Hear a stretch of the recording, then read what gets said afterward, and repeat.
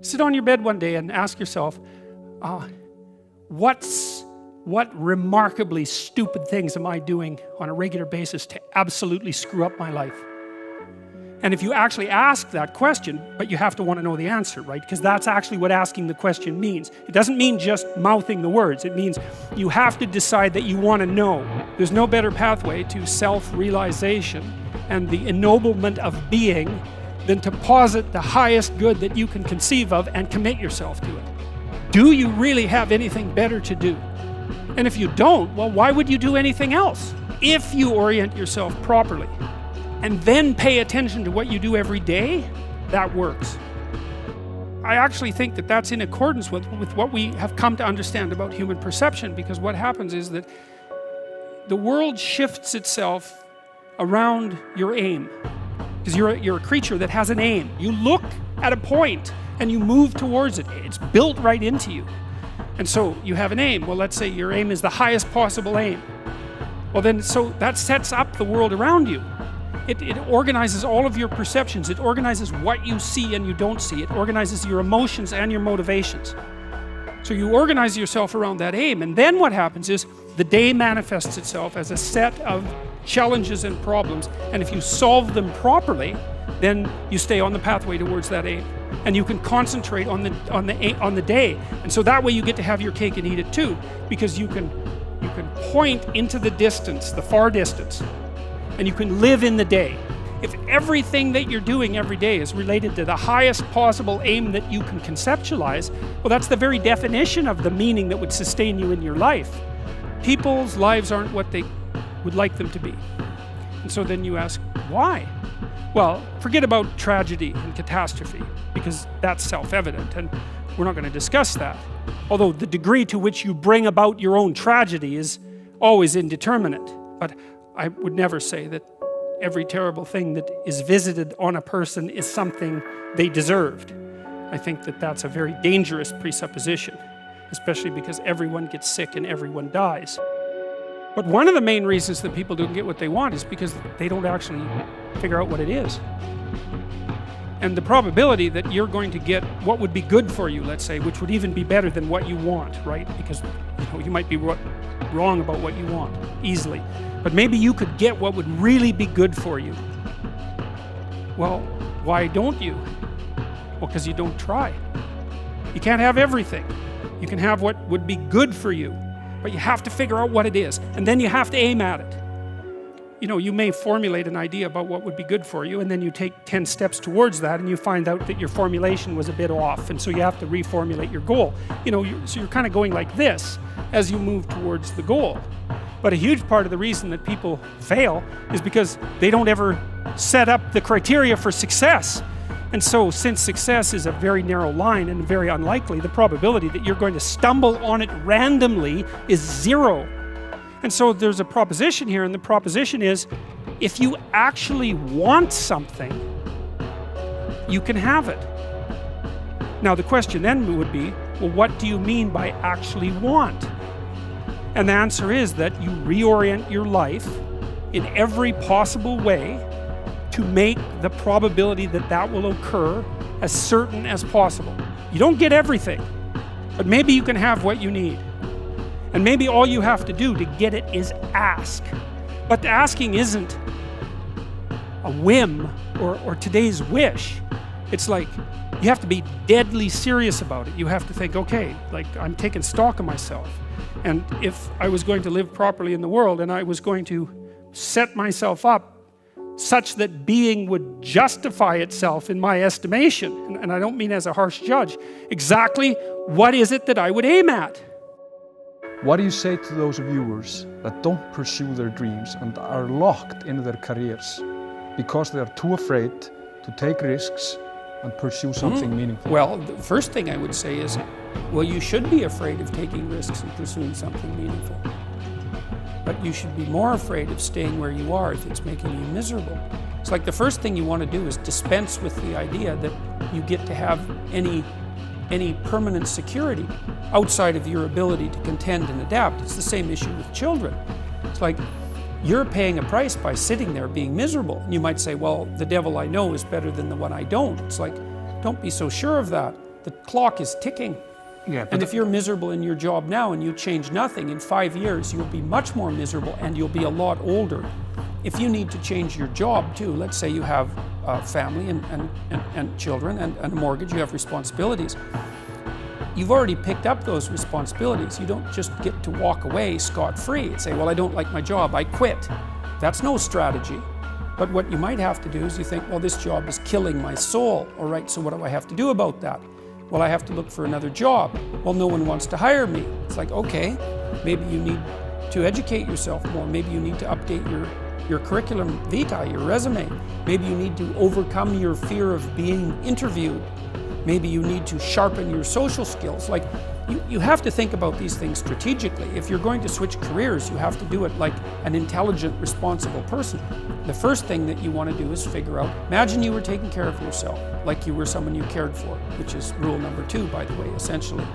Then you should figure out, well, if you could have what you needed and wanted, what would it be? What sort of friends would you have? What would your family relationships look like? How would you conduct yourself with your children? How would you educate yourself? You need to think through how it is that your life could be properly arranged if you had that ability. And then you can aim at that. A lot of you are going to find yourself embedded in bureaucracies. And there's that, for better or for worse. And one of the things that is going to happen to you is that people are going to ask you to do stupid and ridiculous things. And the fact that they're asking you to do stupid and ridiculous things is going to do 2 things, 3 things to you. One is it'll warp you so that you'll pretend that you agree with it, and then eventually you will, and like, good, so much for your soul. And then the other thing is that it'll demotivate you, because you'll think, why should I be like slaving away at this job when, I'm being pecked to death by morons with stupid rules. The third thing that it'll do is make you resentful and irritated, and that will also undermine your motivation and make your life miserable. And so you might think, well, what should you do about that? And the answer to that is, you should object at the earliest possible point, because first of all, you'll find that if you object to radical stupidity when it first emerges, you kind of make people aware of the fact that what they're doing is radically stupid, and they'll usually back off. And so then they won't torture you to death. So, you have to take a risk, which is, oh no, what happens if I complain about this? But, it's another one of those situations where you're damned if you do and you're damned if you don't. So if you complain, that'll cause some trouble. Although usually it causes way less trouble than you'd think, because people are generally not very courageous. And if you push them with some strength when they're doing something absolutely moronic, they'll usually back off because they don't know what to do when they're being challenged. And then you won't have to put up with it for the rest of your life. Do not do things you know to be stupid. Stand up and say, look, that's dumb, I'm not doing it. And if they ask you why, then you can say, well, A, I think it's stupid. B, if I do it, I'm going to get irritated and resentful. And also, if I do it, it's going to decrease my motivation. So I'm not doing it. And then if they push you too hard, it's like, hey, it's time for a different job. And that might be the best thing that ever happened to you, because if the structure you're in is going in that direction and you can't stop it, it's like, get the hell out of there and find something else. So it's not that hard to find a job when you already have a job. That's another thing to keep in mind too. Whenever you're working, and you will be, especially in the world of today where jobs are relatively uncertain, you should always have an escape route planned. And it should be active, because if you don't have an escape route and you can't get away, you can't say no. And if you can't say no, you can't bargain, and if you can't bargain, you're a slave.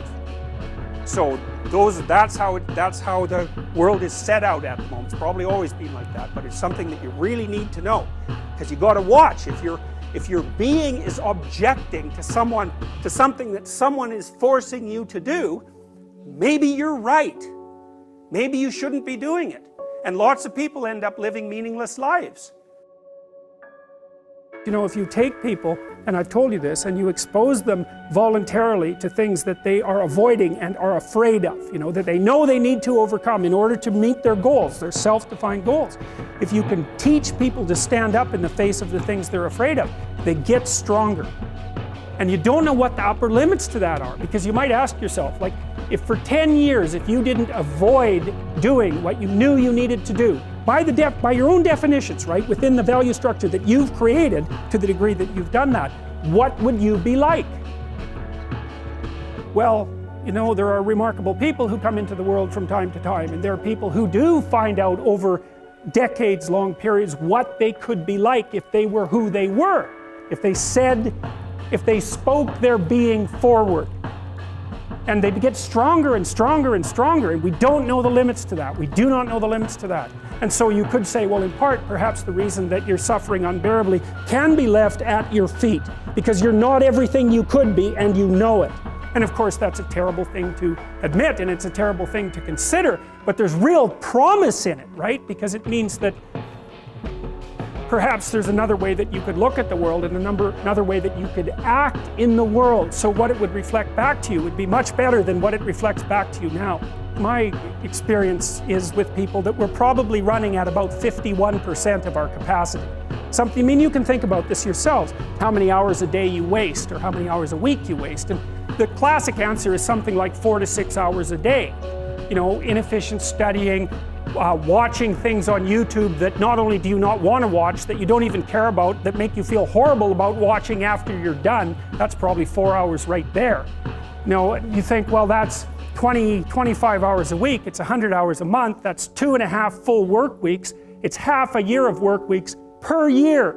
And if your time is worth $20 an hour, which is a radical underestimate, it's probably more like 50 if you think about it in terms of deferred wages.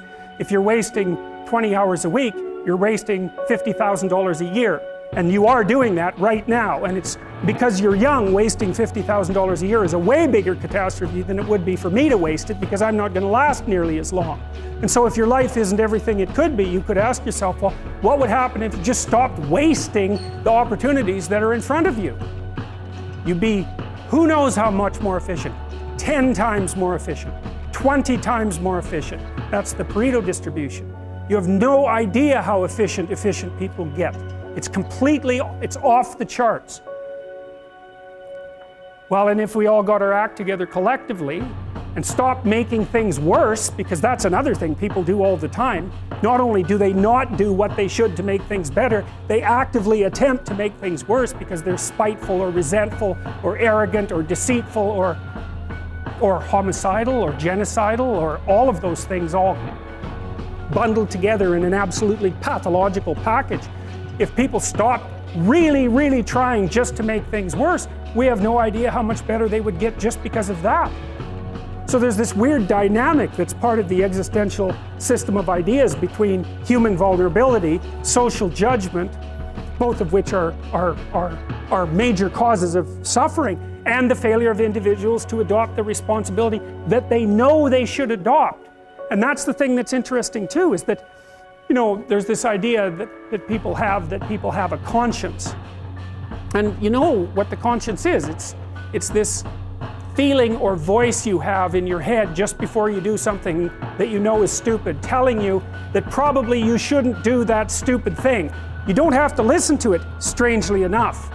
But you go ahead and do it anyways, and then, of course, exactly what the conscience told you was going to happen inevitably happens, so that you feel even stupider about it than you would if it happened by accident. Because you know, I knew this was going to happen, I got a warning it was going to happen, and I went and did it anyways. And the funny thing too is that conscience operates within people, and we really don't understand what the hell that is.